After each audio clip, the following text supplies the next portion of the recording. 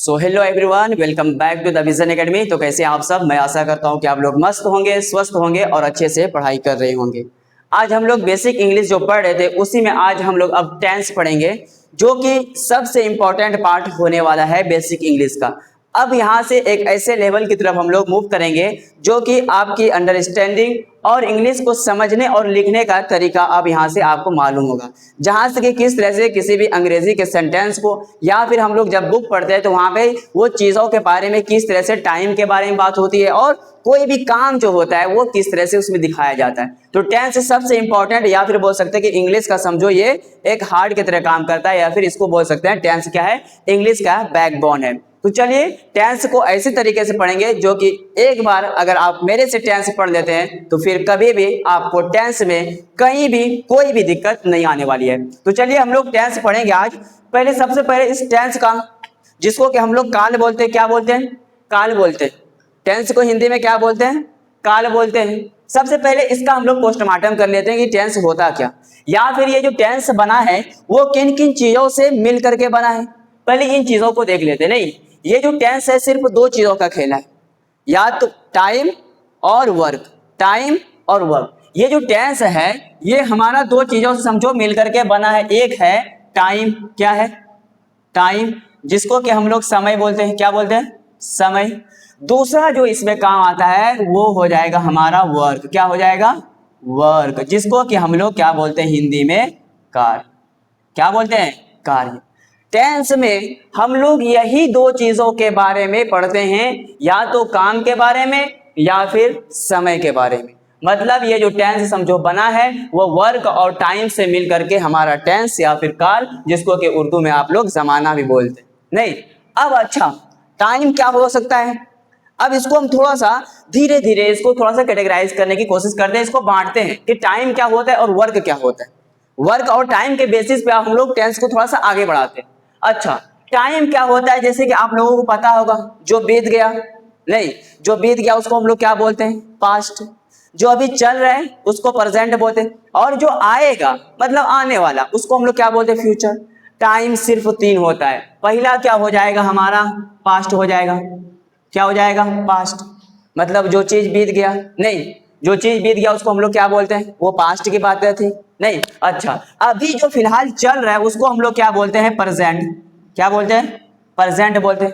Present बोलते हैं। अच्छा, अब जो आने वाला है, जो चीज आप लोग करोगे, जैसे एग्जाम की तैयारी करें, एग्जाम दोगे, मतलब फ्यूचर की बात हो रही, अभी की नहीं। अभी अभी तैयारी कर रहे हैं, ये तो चलो प्रेजेंट की बात है, लेकिन एग्जाम जो दोगे वो किसकी बात हो रही है? फ्यूचर की। तो उसको हम लोग क्या बोलते हैं? फ्यूचर। क्या बोलते हैं? फ्यूचर। अब हम लोग क्या देखते हैं कि टेंस दो चीजों से मिलकर के बना है, एक वर्क है, दूसरा टाइम। टाइम देखे कि हम लोग तीन होता है, एक पास्ट जो बीत गया, एक प्रेजेंट जो चल रहा है, और फ्यूचर जो आएगा। क्या इससे आगे हम लोग बढ़ सकते हैं? क्या क्या इसके अलावा कोई और टाइम होता है? क्या नहीं होता है। बस यही तीन टाइम होने वाला है जिसको कि हम लोग टेंस में पढ़ते हैं। अच्छा, अब काम की तरफ चलते हैं। काम क्या क्या होगा?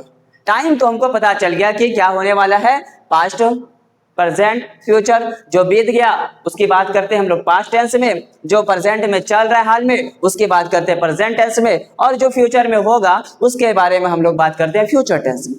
अब काम क्या होने वाला है, काम को भी देख लेते हैं।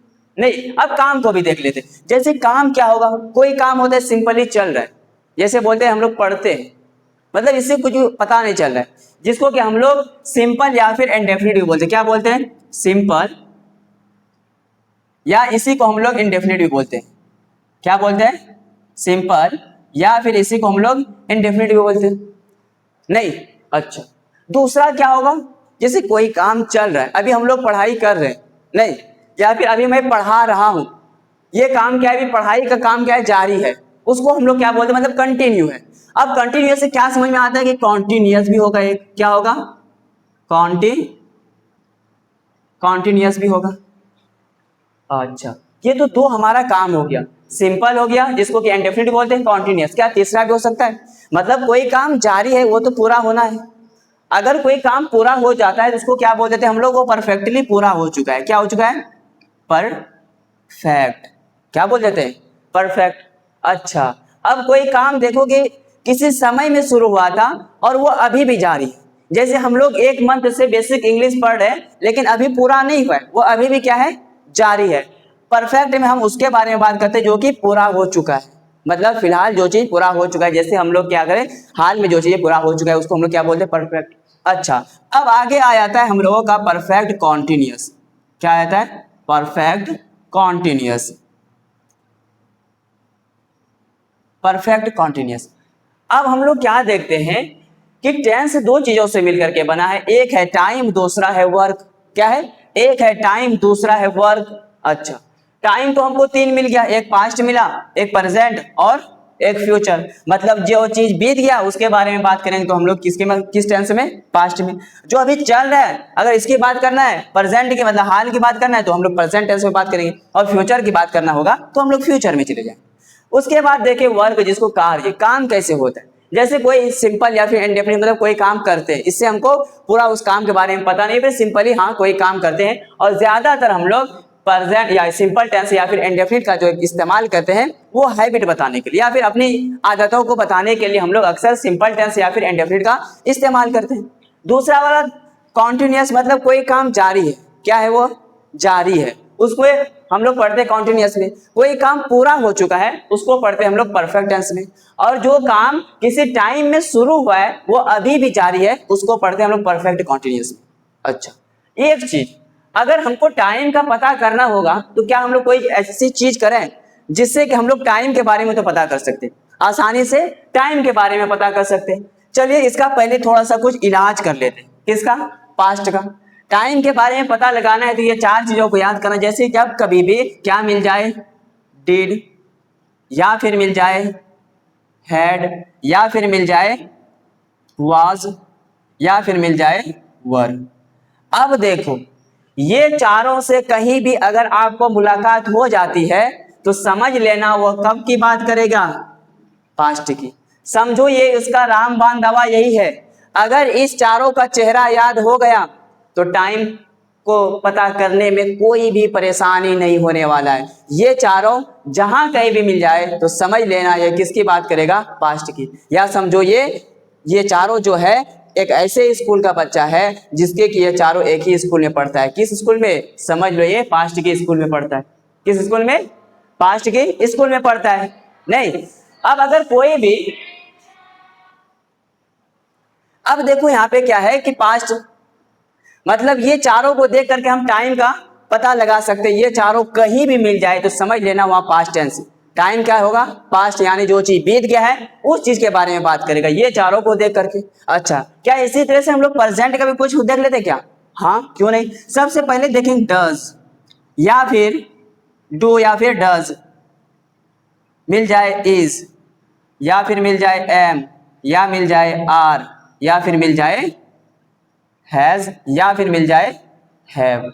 अब देखो ये सारा चीज है जो कि अब जिस तरह से हम लोग देखें कि पास्ट टेंस में अगर कहीं भी ये चारों मिल जाता है तो हम लोग क्या बता रहे थे कि ये पास्ट की बात करेगी। कब की बात करेगी, पास्ट की बात करेगी। जिस तरह से अब ये भी प्रेजेंट की, अगर do, does, is, am, are या फिर हैज, हैव, ये सब आपको कहीं भी मिल जाए तो समझ लेना वो टाइम क्या होने वाला है, वो प्रेजेंट यानी हाल की बात कर रहा होगा, यानी प्रेजेंट की बात कर रहा होगा। अच्छा, इसी तरह से क्या फ्यूचर का भी कोई होगा क्या, हाँ बिल्कुल होगा, विल हो जाएगा और शैल हो जाएगा। नहीं, विल और शैल, मतलब जब कभी भी विल और शैल से मुलाकात हो जाए तो क्या समझना है, ये फ्यूचर की बात करेगी। किसकी बात करेगी, फ्यूचर की। क्या अब इसको देख करके हम लोग टाइम का पता लगा सकते हैं, हाँ बिल्कुल लगा सकते हैं। अगर ये चारों कहीं पे मिल जाता है तो समझ लेना ये कब की बात करेगा, पास्ट के। या फिर do, does, is, am, are या फिर हैज, हैव मिल जाए तो समझ लेना ये प्रेजेंट की बात कर रहा है।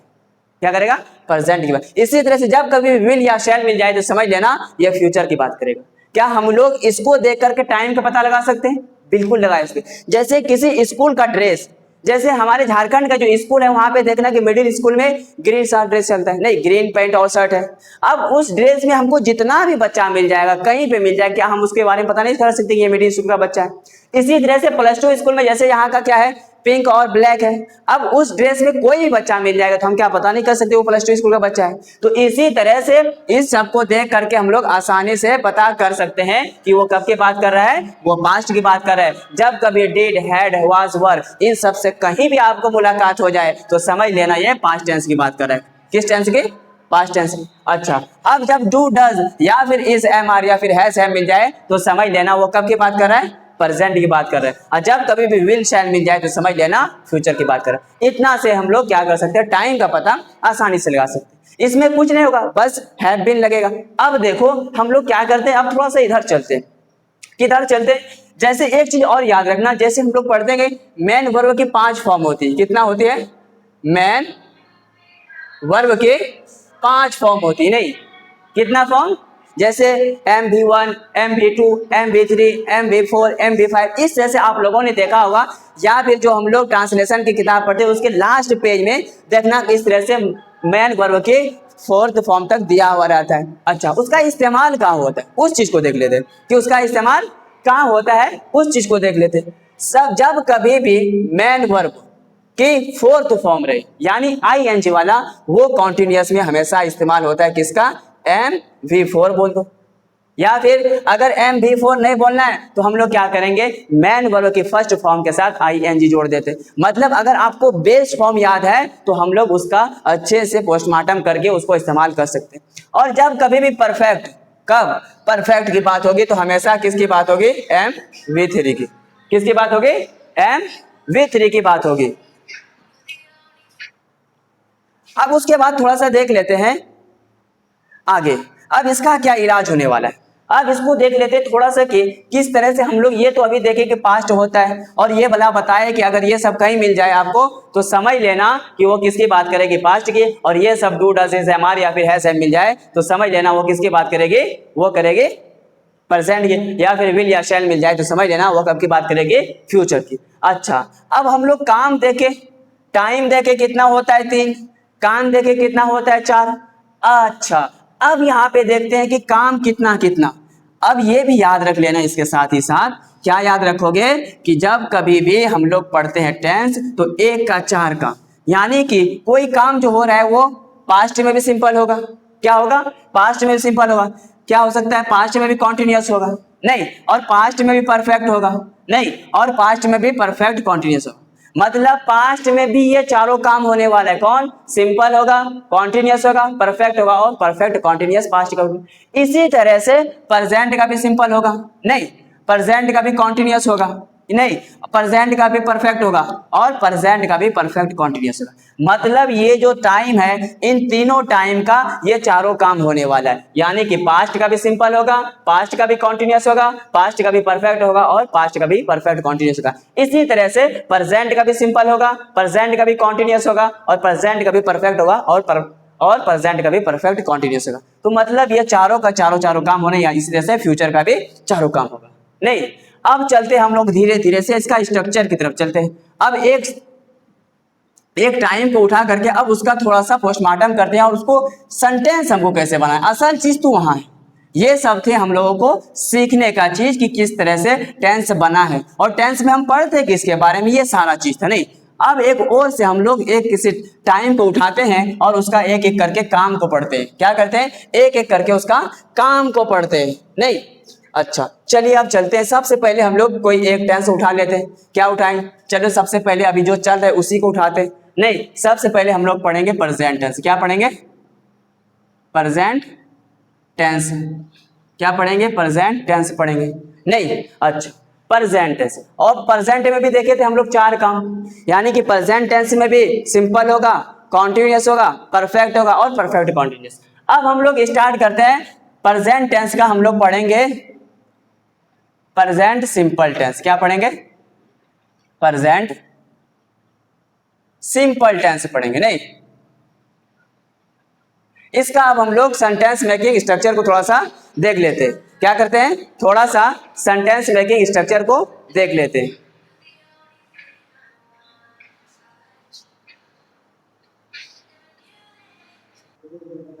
तो चलिए अब हम लोग देखते हैं प्रेजेंट सिंपल टेंस का थोड़ा सा अब स्ट्रक्चर को देख लेते हैं। किस तरह से कोई भी सेंटेंस हम लोग बनाएंगे नहीं, उसका स्ट्रक्चर के बारे में थोड़ा सा देख लेते हैं।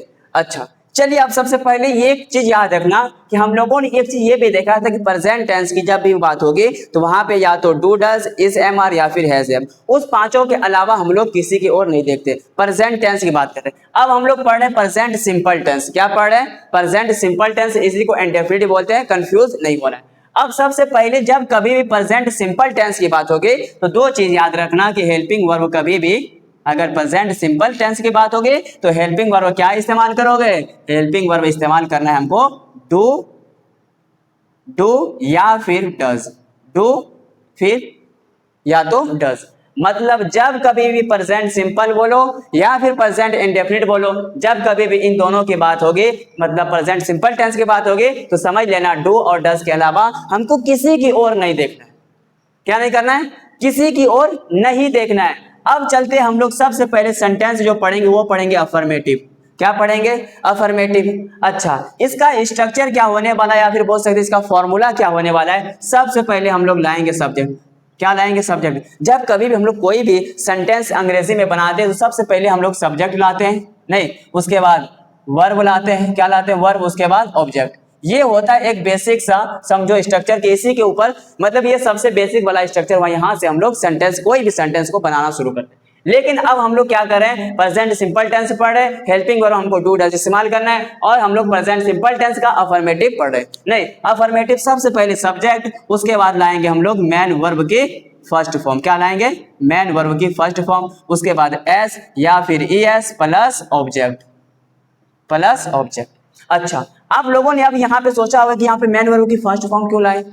देखो, हम मैन वर्ब की यानी बेस फॉर्म इसलिए लाते हैं ताकि हम बेस फॉर्म में कुछ बदलाव कर सकते। नहीं, अगर आपको लगता है कि नहीं हमको मैन वर्ब की फर्स्ट फॉर्म नहीं लाना है तो डायरेक्ट आप फिफ्थ फॉर्म ला सकते हैं, इसमें कोई कंफ्यूजन नहीं होना चाहिए। क्या नहीं होना चाहिए? अगर आपको लगता है कि नहीं हम बेस फॉर्म नहीं लाएंगे तो डायरेक्ट आप क्या कीजिए? फिफ्थ फॉर्म ले आइए। लेकिन हम बेस फॉर्म इसलिए लाते हैं ताकि इसमें जब कभी भी मेरा सब्जेक्ट क्या होगा? सिंगुलर होगा, तो हम लोग वहां पे एस या ई एस जोड़ना पड़ता है जब कभी भी हम लोग प्रेजेंट सिंपल का, मतलब प्रेजेंट सिंपल या फिर प्रेजेंट इंडेफिनिट टेंस पढ़ते हैं। अच्छा, ये तो हो गया मेरा, समझो ये फॉर्मूला बन करके तैयार हो गया। अब इसके ऊपर से हम लोग अब सेंटेंस बनाते हैं। सेंटेंस बनाते हैं, क्या बनाते हैं? सबसे पहले एक चीज याद रखना कि जब कभी भी हम लोग टेंस पढ़ते हैं उसमें हम लोग क्या करेंगे, या फिर बोल सकते हैं जब कभी भी हम लोग टेंस पढ़ेंगे, सॉरी, सबसे पहले हम लोग क्या करेंगे? इसका कुछ फॉर्मूला या फिर इस फॉर्मूला के बेस पे हम लोग कुछ सेंटेंस बनाना सीख लेते हैं। सबसे पहले क्या करते हैं? हम कोई एक सेंटेंस लिखते हैं, वो अंग्रेजी बोलता है।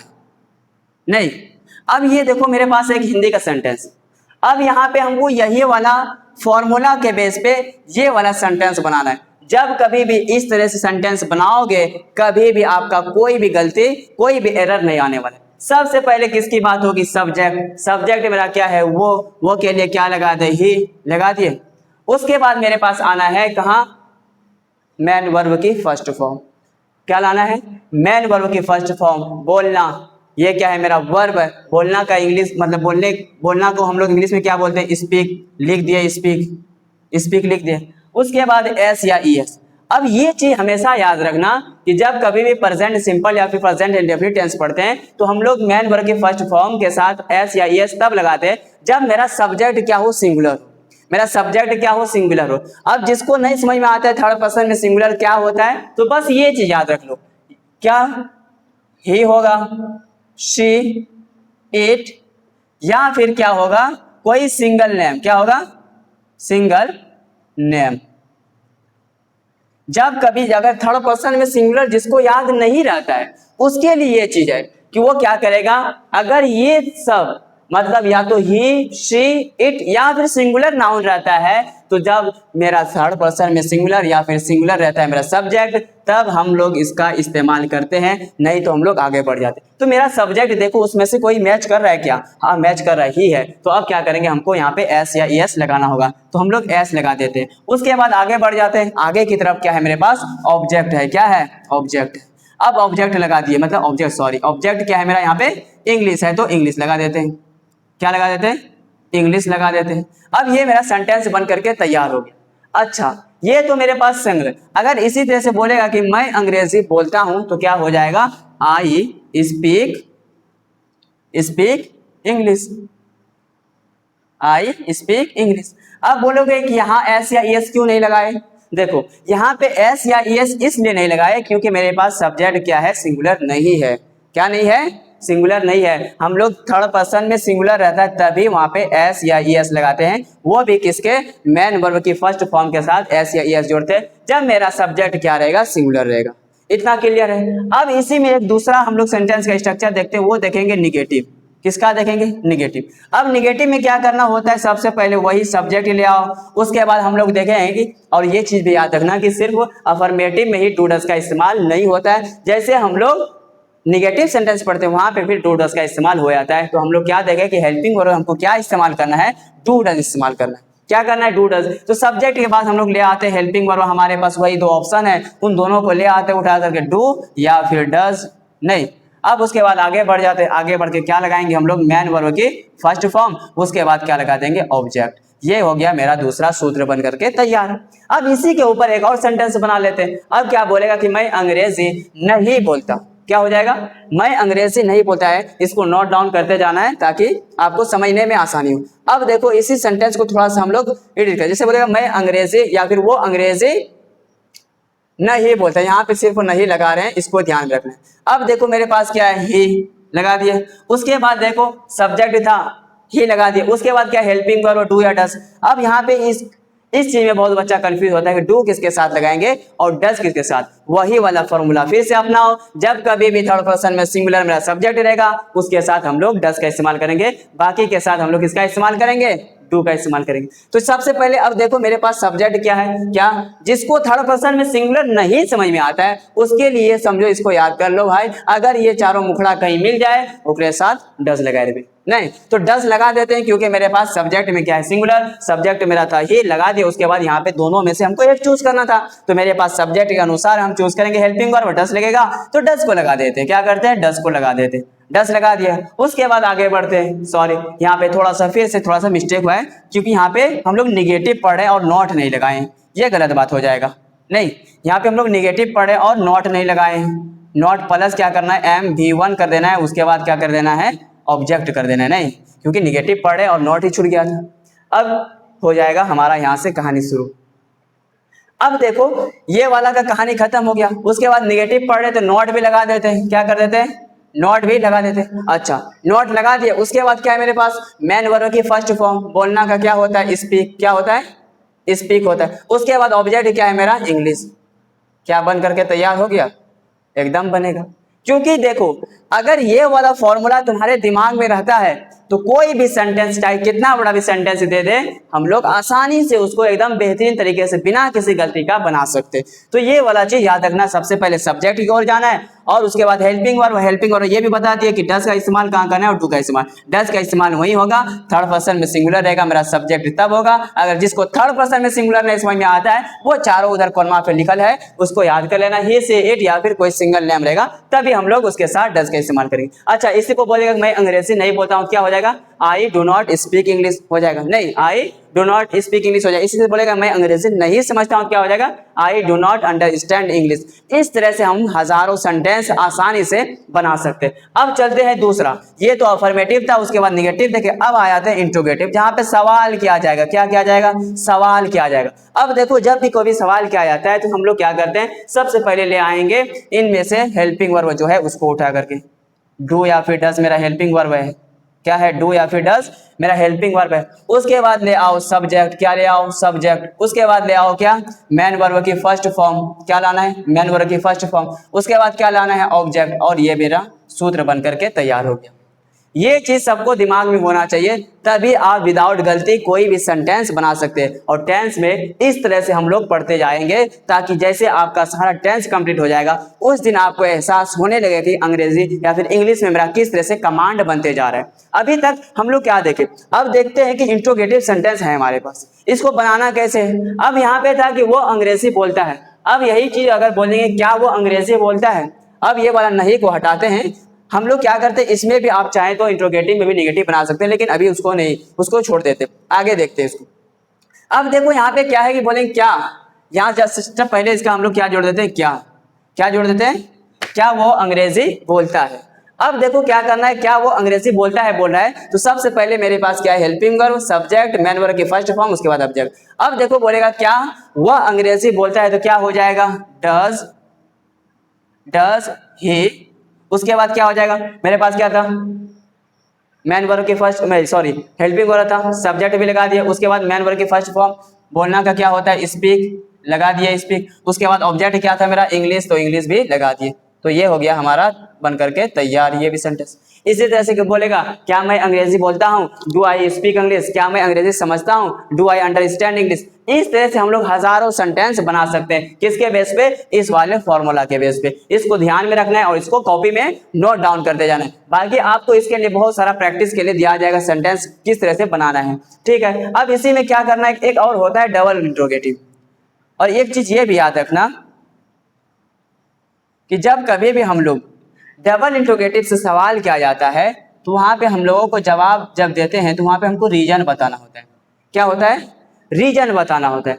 जब कोई अगर आपको ये इंट्रोगेटिव समझ में आ गया तो डबल इंट्रोगेटिव में कुछ मत करना, जस्ट इसके पहले समझो प्लस के करके प्लस दे करके WH फैमिली को लगा देना है। अब देखो कुछ नहीं करेंगे, इस पूरे को उठा करके रख देंगे, लेकिन हाँ इससे पहले सिर्फ हम लोग WH फैमिली लगा देते। क्या लगा देते, WH फैमिली लगा देते। WH फैमिली लग गया, हाँ लग गया। अब उसके बाद ले आओ यही पूरा उठा के रख दो, यहाँ पे चिपका दो, डू लगा दो, डस लगा दो, नहीं हेल्पिंग वर्ब के तौर पे, उसके बाद सब्जेक्ट लगा दो, सब्जेक्ट लग गया, उसके बाद क्या लगा दो, मेन वर्ब की फर्स्ट फॉर्म लगा दो, क्या लगा दो, MV1 लगा दो, उसके बाद क्या लगाना है, ऑब्जेक्ट लगा दो, और ये मेरा सूत्र बन करके तैयार हो गया। क्या हो गया, मेरा सूत्र बन करके तैयार हो गया। अब इसी से बोलेगा, जैसे यहाँ पे बोल रहा था क्या वो अंग्रेजी बोलता है, तो वहां पे हम लोग बोले डज ही स्पीक इंग्लिश। अब बोल देगा कि वो अंग्रेजी क्यों बोलता है, तो कुछ मत करो, जैसे देखो ये वाला सेंटेंस का हम लोग क्या मीनिंग के, क्या वो अंग्रेजी बोलता है, लेकिन इसी को बोल रहा है कि वो अंग्रेजी क्यों बोलता है। कुछ मत करो, जस्ट इससे पहले WH फैमिली जोड़ दो। WH फैमिली याद होना चाहिए, जैसे क्या क्या होता है उसको लिख लेते हैं। WH फैमिली में कुछ है, जैसे वाट, नहीं जैसे वाट, इसको हम लोग इंग्लिश में क्या हिंदी में क्या बोलते हैं, क्या, जैसे वैन हो जाएगा, वैन क्या, वैन को बोलते हैं कब, नहीं वेयर, क्या हो जाएगा, वेयर, जिसको कि हिंदी में बोलते हैं कहाँ, ये सब क्या है हमारा W। जैसे हाउ, हाउ हो जाएगा, जिसको कि बोलते हैं कैसे, क्या बोलते हैं कैसे। इसी तरह से हो जाएगा, वैन हो गया, नहीं विच हो जाएगा, विच, ये किसके लिए मतलब कौन सा, इसका क्या मीनिंग होता है, कौन सा। और इसको हाँ इसका इस्तेमाल हम लोग किसके लिए करते हैं, वो किसी वस्तु के लिए, ये चीज याद रखना। अच्छा अब बोलता है कि मैं अंग्रेजी क्यों बोलता हूँ, या फिर वो यहाँ पे एक सेंटेंस हमको बनाना है, वो अंग्रेजी क्यों बोलता है। तो कुछ नहीं करना, ये पूरा मेरा सेंटेंस बना हुआ है, जस्ट पहले क्या लगा दो, why does he speak English. कुछ मत करना है। जब आपको इंट्रोगेटिव बनाने आ गया तो डबल इंट्रोगेटिव बनाने में आपको कोई परेशानी होना ही नहीं चाहिए। तो हम लोग क्या देखें, सबसे पहले देखें कि प्रेजेंट टेंस देखें किस तरह से दो चीजों से मिल करके हमारा टेंस बनाए, एक टाइम और एक वर्क, यही दोनों का खेला होता है पूरे टेंस में। और उसके बाद जैसे हम लोग देखें कि टाइम और वर्क, मतलब टाइम कितना मिला हमको, जब टाइम को ढूंढने निकले हमको मिला सिर्फ 3, वो भी कौन कौन सा, एक था पास्ट, एक था प्रेजेंट, एक फ्यूचर। पास्ट यानी जो चीज हमारे हाथों से चला गया, फिर जो बीत गया उसको हम लोग पास्ट बोल दिए, जो हमारे साथ अभी हो रहा है उसको हम लोग प्रेजेंट बोल दिए, और फ्यूचर में जो होगा उसको हम लोग फ्यूचर बोल, मतलब आगे आने वाला समय में जो होगा उसको हम लोग फ्यूचर बोल दिए। उसके बाद गए थे वर्क के पास, वर्क के पास भी गए, उसका भी हाथ पैर पकड़े, तो वहां पे हमको क्या मिला, 4, एक मिला सिंपल या फिर इंडेफिनिट उसको बोलते हैं, दूसरा क्या मिला हमको, कॉन्टिन्यूअस मिला, क्या मिला, कॉन्टिन्यूअस मिला, तीसरा क्या मिला, परफेक्ट नहीं, और चौथा क्या मिला, परफेक्ट कॉन्टिन्यूअस सिंपल, जिसमें कि हम लोग अक्सर हैबिट बताने के लिए या फिर अपनी आदत को बताने के लिए सिंपल टेंस का इस्तेमाल करते हैं। दूसरा उसके बाद क्या देखें, कॉन्टिन्यूअस मतलब कोई काम क्या होता है वहां जारी होता है। और तीसरा परफेक्ट में क्या होता है, कोई काम ऑलरेडी पूरा हो चुका है, क्या हो चुका है, मतलब जो काम पूरा हो चुका है उसको हम लोग परफेक्ट बोलते हैं। और परफेक्ट कॉन्टिन्यूअस में क्या पढ़ते हैं, कोई काम किसी टाइम में शुरू हुआ है और वो अभी भी क्या है, जारी है, उसको हम लोग परफेक्ट कॉन्टिन्यूअस में पढ़ते हैं। इतना हो गया था।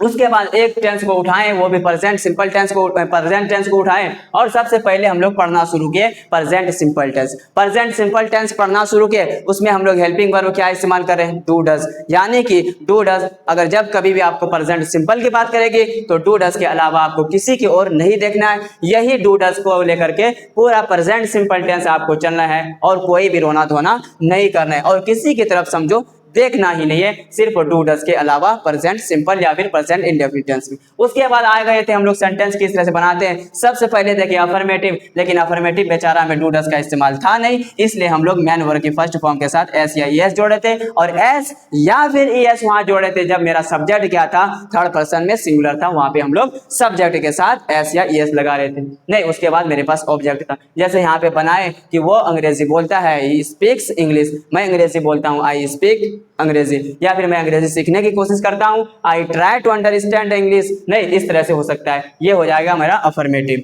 अच्छा, उसके बाद देखे थे निगेटिव, क्या मैं अंग्रेजी समझने की कोशिश नहीं करता हूँ, नहीं सॉरी, बोलता है कि मैं अंग्रेजी समझने की कोशिश नहीं करता हूँ, तो क्या हो जाएगा, I do not understand to English, इस तरह से हो जाएगा, मैं अंग्रेजी समझता हूँ, या फिर बोलता है मैं अंग्रेजी नहीं समझता हूँ, इसको क्या बना देंगे, आई डू नॉट अंडरस्टैंड इंग्लिश। इस तरह से हम लोग अंग्रेजी बना सकते हैं इसका, ये था निगेटिव। उसके बाद देखें इंट्रोगेटिव, उसके बाद इंट्रोगेटिव में क्या किया जाता है, सवाल किया जाता है। और एक चीज ये भी याद रखना, जब कभी भी हेल्पिंग वर्ब से तुम्हारे कोई सवाल शुरू होता है तो इसका जवाब हम लोग यस या नो में देते हैं। क्या कहते हैं, जैसे बोलेगा क्या तुम अंग्रेजी बोलते हो, वहां पे हम लोग जवाब यस या नो में दे सकते हैं। लेकिन यही बोलेगा कि तुम अंग्रेजी क्यों बोलते हो, तो वहां पे हमको क्या करना होगा, रीजन बताना होगा। तो ये चार टाइप देखें, अगर इसको भी अगर किसी को चाहिए तो अगर इंट्रोगेटिव को भी निगेटिव हम लोग आसानी से बना सकते हैं। नहीं, इसमें कुछ नहीं करना होता है, बस सब्जेक्ट के बाद नॉट को लगा देना और यहाँ पे क्या हो जाएगा, ये चीज इंट्रोगेटिव में निगेटिव बन जाता है। अब कुछ सेंटेंस को देख लेते हैं थोड़ा सा, और उसके बाद इस कहानी को यहीं पे खत्म करते हैं।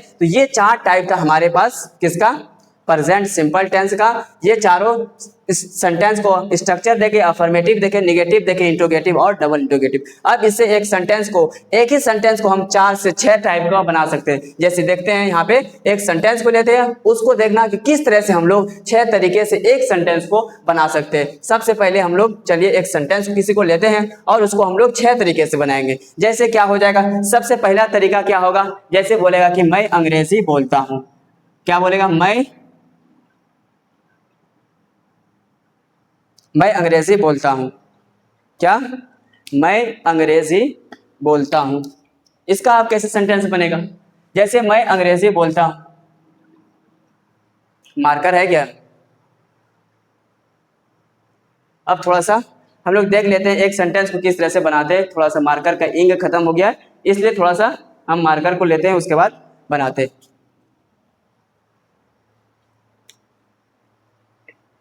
जैसे क्या बना सकते हैं, जैसे बोलेंगे कि मैं अंग्रेजी सीखता हूँ, आई लर्न इंग्लिश, मैं अंग्रेजी नहीं सीखता हूँ। यानी कि जब कभी भी अफर्मेटिव की बात होगा तो बोलेगा मैं अंग्रेजी सीखता हूँ, आई लर्न इंग्लिश। अगर यही निगेटिव में बनाना होगा क्या बोलेंगे, आई डू नॉट लर्न इंग्लिश। अगर बोलेगा क्या मैं अंग्रेजी सीखता हूँ, डू आई लर्न इंग्लिश। अगर इसी को बनाना होगा डबल इंट्रोगेटिव में तो क्या हो जाएगा कि अंग्रेजी में क्यों सीखता हूँ, तो why do I learn English.